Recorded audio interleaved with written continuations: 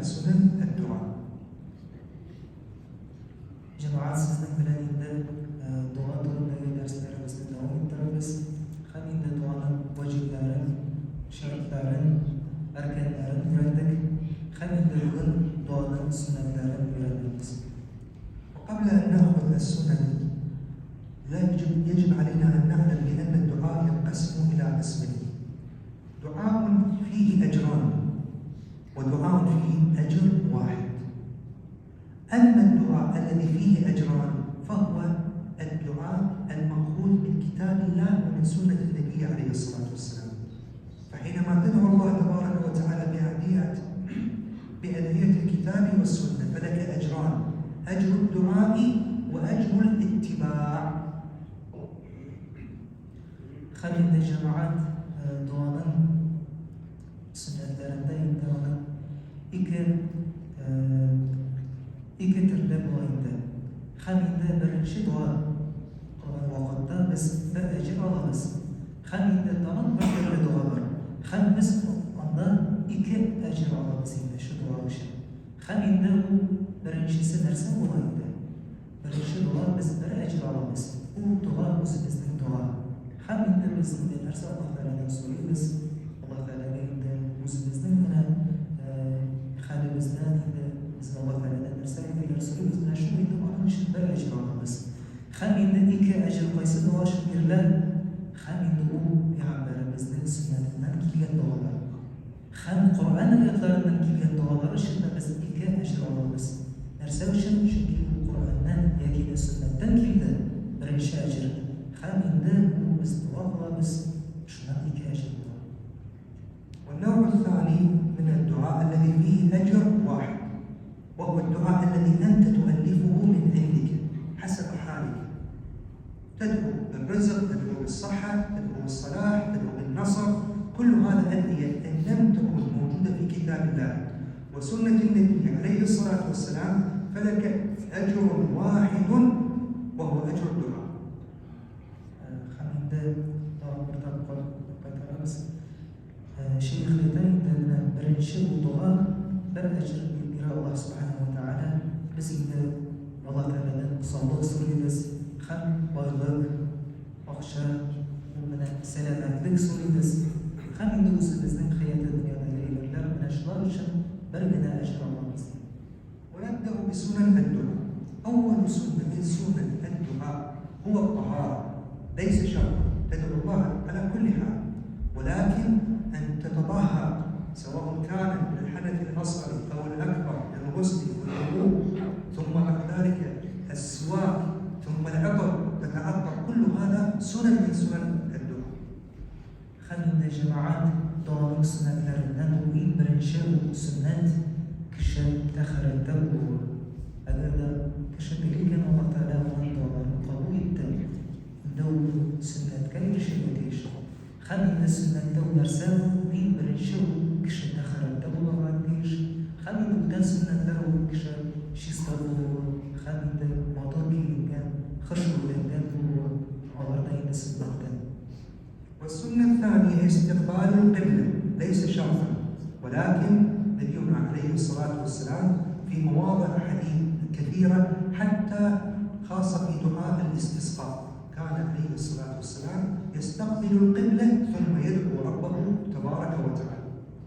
خلينا يكون سنة لنا وجماعات من أكشد وغضب وغضان القيا قري قبلة لا قري أنا يقول شرط تقل تجيبنا شو تجيش ده قرب قبلة لا قرب كنا توافق تجيب أي بريوم أما يندبود من الشدة سنة أجر بس شو هو أي برجدة عمل بسر طبعا ده بس مكبر العالي شرع بس الله تعالى. ومن سنن الدعاء رفع اليدين بالدعاء. رفع اليدين كلما كان مضطرا كلما ارتفعت يده، ونبينا عليه الصلاة والسلام يقول: إن الله حيي كريم يستحي أن يرد عبده إن رفع يده أن يردهما صفرا. إن خلينا شيء سنة لنا وجماعات كشان واخذ وقتا إيك قبل قتلوا أنا قضى إن بسم السنة لنا كجماعات خلينا كشان kulların ko'tarib Alloh taoladan chin ko'ngildan ixlosdan so'rang. Hamda shayx aytadi, agarda mana shunday hadislar kelar, agarda mana kishi qo'lini ko'tarib Alloh taoladan so'raykan, Alloh taolo uning duolarini javobsiz qoldiruvga uyaladi deb shayx aytadi. Mana mening bandam mening uchun qo'lini ko'taradi, mendan so'raydi. Hamda men eshik onaning duolarini qabul etdim, eshik onaga javob berdim deb Alloh taolo uyalar ekan. ونبينا عليه الصلاة والسلام كان أحيانا يرفع يده هكذا عاليا حتى يرى بياض إبطه صلى الله عليه وسلم. Peygamberimiz sallallahu aleyhi ve sellem kaydır vakitte kulların şunday ko'taraydi, shunday deb onun qo'llarini ostlari shunday ko'taraydi. Duoda qo'llarini ko'targan vaqtda. وهذا رفع اليدين في كل الأحوال سواء كان في خطبة الجمعة أو في غيرها إلا للخطيب، فقد ورد عن النبي صلى الله عليه وسلم أن الخطيب يرفع سبابته أثناء الدعاء، أما بقية الجلوس لا كما نرى من البعض لا يرفع يده، وإنما السنة رفع اليدين في كل حال إلا للخطيب على المنبر. Hamda jamoat bu qo'lni ko'tarib duo qilib har vaqtda da kerak. Har vaqtda da bu sunnat. Mana endi illa juma vaqtida xutba aytish imomgina qo'lni ko'tarmasa bo'ladi. Hamda o'tgan vaqtlarda, hamda uni tinglab turgan jamoatda qo'llarini ko'taruvlarida sunnat. Illa imomgina shu xutba aytish kishi qo'lni ko'tarmaydi. ومن سنن الدعاء هي الابتداء بالبسملة، بسم الله الرحمن الرحيم، ثم الحمد لله رب العالمين، ثم الصلاة على النبي صلى الله عليه وسلم. النبي عليه الصلاة والسلام سمع أحدا يقول اللهم اغفر لي وارحمني، فقال لقد استعجلت إذا أردت أن تدعو فاحمد الله ثم صلي علي ثم ادعو. Hamda jamoat duoning tartiblari eng boshda Bismillahirrohmanirrohim Alloh taolaning ismi bilan boshlaymiz. Hamda Alloh taolaga hamd bilan, shukr bilan boshlaymiz. Ondan uchinchisi Payg'ambarimiz sallallohu alayhi vasallamga salom ham salovatlar aytib boshlaymiz. Hamda bir vaqtda Payg'ambarimiz sallallohu alayhi vasallam bir kishini ko'rdi. Hamda Alloh taolaning shunday birlar birlik duolarini eshitdi-da ona qaror etdi. Ey falancha sen shunday tezgina boshlaysanmi duolarimni deb aytdi. Eng boshda Alloh taolaga hamdlar bilan, ham Alloh taolaning ismi bilan onları menga salovat aytib boshlamaysanmi deb aytdi. نبينا عليه الصلاة والسلام يقول كل أمر ذي بال، ذي بال يعني ذي أهمية، لا يبدأ ببسم الله، وفي رواية أخرى بالحمد لله، فهو أقطع، وفي رواية أجدد، وفي رواية أبتر، وكلها تعني مقطوع البركة. والدعاء مهم، فلا بد أن نبتدئ ببسم الله أو والحمد لله حتى لا تذهب البركة. Hamda qaydir shunday rivoyatlarda kelar, Bismillahsiz boshlangan duo üç vakitte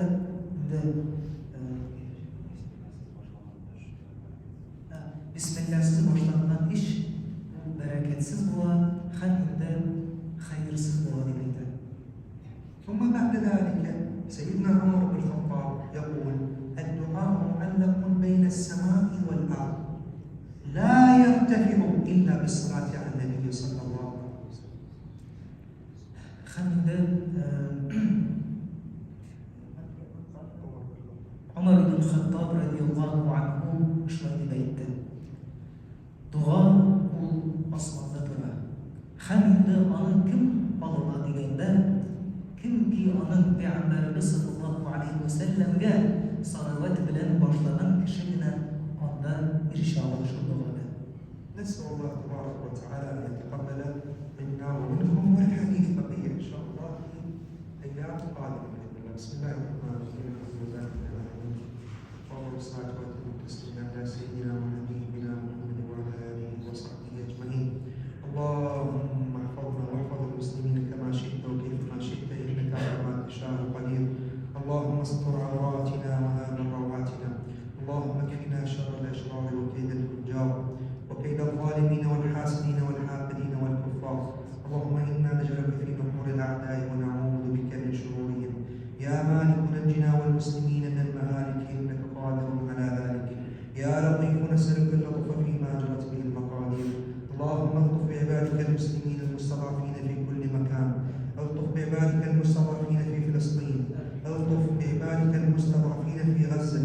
الطف بعبادك المستضعفين في السودان وفي ليبيا وفي كل مكان يا رب العالمين. ردنا إليك ردا جميلا، ردنا إليك ردا حسنا. اللهم أصلح أمة نبينا محمد صلى الله عليه وسلم وأعدها إلى الصراط المستقيم وثبتها عليه يا رب العالمين. وصل اللهم على نبينا محمد وعلى آله وصحبه أجمعين. الفاتحة.